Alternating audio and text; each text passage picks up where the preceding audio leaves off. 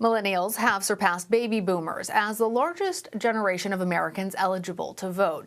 As a result, Republicans are now recognizing a generational gap between how baby boomers and millennials prioritize the issue of climate change. According to Pew Research, 49% of Republicans under the age of 39 believe the government is not doing enough to reduce the effects of climate change.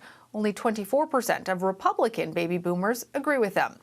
79% of young Republicans say the U.S. should prioritize developing alternative energy sources, compared to 55% of GOP baby boomers. And now young Republicans are creating organizations to speak out about climate change. Among those groups is the American Conservative Coalition. For more, the president and founder of that organization, Benji Backer, joins me now. Benji, good to have you on the show.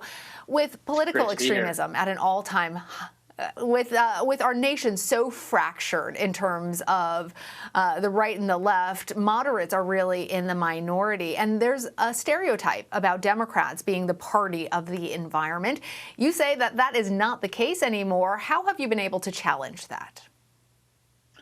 Well, first of all, this issue of the environment has been something that both sides have cared about for a very long time. The Republican Party was the party of the EPA, the party of our national parks. And so it's a matter of getting back to that. But really where the divide came from is that one side, the left, has owned this issue for so long with policies that don't really equip with conservative values. And so as a young person who feels so passionately about these sorts of issues, I thought it was imperative that the conservative movement flipped a switch and brought in a new era of conservative leadership with younger generations to forge a new path on climate policy and other environmental issues. We've started to do that. We've had the House Minority Leader, Kevin McCarthy, introduce his own climate plan. There is a lot of conservative leadership on climate trending in the right direction, but it's really about ushering in a new era of conservative values that embrace climate change and embrace fighting environmental challenges head on.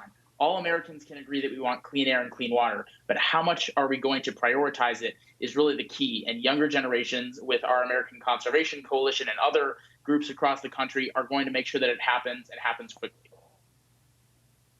Well, you're right that in previous history, presidents like Teddy Roosevelt, who was a Republican, really led the conservation efforts in the United States. But it's been a long time since Republicans were really identified with a green agenda. So what is really driving this generational gap? Well, look, our generation has grown up in a time where the environment and climate change are at the forefront. We have seen it on social media, we've seen it in our classes, and we're learning about it and seeing it every single day. And we know how dire the situation is, but almost how much unity and hope we can find in fighting it together. And that's why, to our generation, it isn't a political issue. It's an issue about protecting our planet. It's an issue about protecting future generations. And, as somebody who loves to be outdoors and be in nature, it's the one thing that keeps us together. It's the one thing that we can unite around. And so in a time where we are as divided as ever, it's important for the older generations of conservatives who do care about the environment to look towards younger generations to see that we have some really amazing ideas in terms of how to fight these challenges head on. It doesn't need to be Green New Deal or bust. And that's where this generational gap has come from, is that on the right, it seems like you have to embrace the Green New Deal or you're seen as a climate denier. And what we're saying is that's not the case. You can fight climate change through economic mobility, creating jobs, boosting the economy, creating American-led innovation. This is an American issue, an economic issue, a global nature issue, all in one. And you can do it in such a manner that you don't have to embrace socialism or something that you don't like. Along those lines, the U.S. is rejoining the Paris Climate Accord, and that's a reversal from the Trump administration. In terms of politics, how important is it that Republicans actually disavow that segment of your party that do deny climate change? Look, we have to move past being the party of climate denial.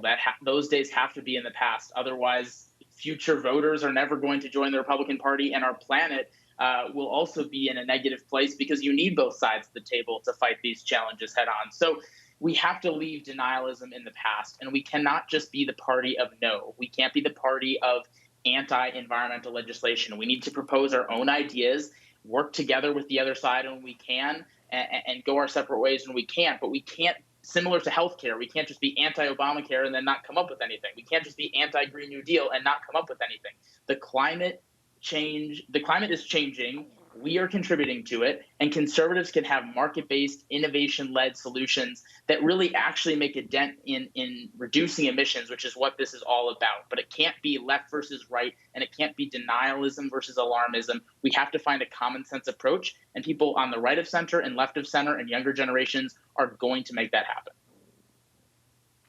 And Benji, in the month leading up to the presidential election, you traveled across the country in an electric car to talk about climate change. I think that this is rather interesting. I want to know more about who you were targeting and how your message was received. Well, I'm really glad you brought that up. We took a 50-day tour across the country in a Tesla, some of the only people to tour the country before this year's election because of COVID, and we were very COVID safe. But what we found was, A, you can drive an electric car across the country and hit 34 states in 50 days like we did. But we also found something that was very interesting. As we were touring different technological and localized solutions to climate change nationwide, we found that people were really sick of the partisanship on this issue and others. They were sick of the Twitter mindset. They were sick of the divisive rhetoric that often, is on these airwaves, on TV and on social media. It's really not representative of how people live their lives. People want, a healthy economy. They want to put food on the table for their families, and they're not worried about who is saying the most sizzly thing on social media. They want to find solutions to these challenges. And so we were going across the country meeting with conservatives and liberals, people who were apolitical, and we were finding that they're just ready to put their boots to the ground and start working on solutions to fighting climate change. And really, people want to work together on those. They want to have pro-growth solutions that create jobs and help their local economies. And they also want something that is localized, something that helps their local environment and isn't just some pie-in-the-sky national or international solution. People want something that works for their communities. But really, it was inspiring to see how much we can come together on an issue like the environment, and that a conservative going around in an electric car to fight for climate change solutions could have such success meeting with such a diverse group of individuals on what we called the electric election road trip. I wonder, Benji, did you get a lot of pushback from fellow conservatives when you were out there, and what did you say to them? Not while we were out there. We were meeting some incredible conservative leaders who were fighting for climate solutions within their own business community or activism community or even elected officials. There are dozens and dozens of conservative elected officials wanting to weigh in on this, and that will only continue over the next couple of months. But when I'm met with pushback and when our organization is met with pushback, it really doesn't matter to us because our planet is too important to care about the pushback. Our planet is too important to care about the divisive rhetoric that maybe tries to keep conservatives at bay when it comes to climate change. We're turning the page with the Republican Party and bringing in a new era of climate advocates, and we're not stopping anytime soon. It sounds like you want to reshape the Republican Party, or that your generation is now ready to take back the mantle from the baby boomer generation. Along those same lines, GM says that it will end the production of its gas and diesel fueled cars by 2035. I'm wondering, as a young conservative, as an entrepreneur, what you think about the free market response to climate change, and is that a way in which you think conservative environmentalists differ from liberal environmentalists? It really is. It's the same passion for the same issue, but at the end of the day, we have different solutions as to how we reduce the emissions that our country has and that our globe has. The United States already leads the world in reducing emissions, which is something that most people do not know, and it's largely because of the efforts of companies going green and consumers demanding that and innovation demanding that. We have done a lot of incredible things in the United States to innovate our way out of this problem. The reality is we aren't going to regulate our way out of climate change. We are going to innovate our way out of climate change. And the United States can be at the forefront of that.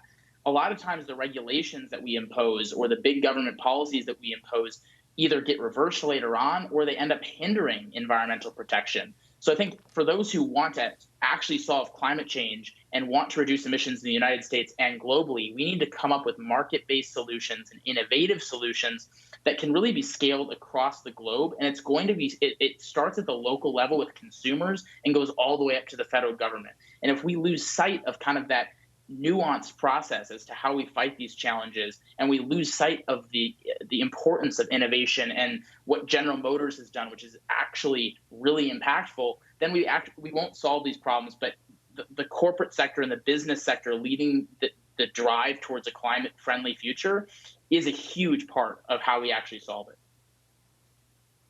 All right, Benji Backer, thank you. Thanks so much.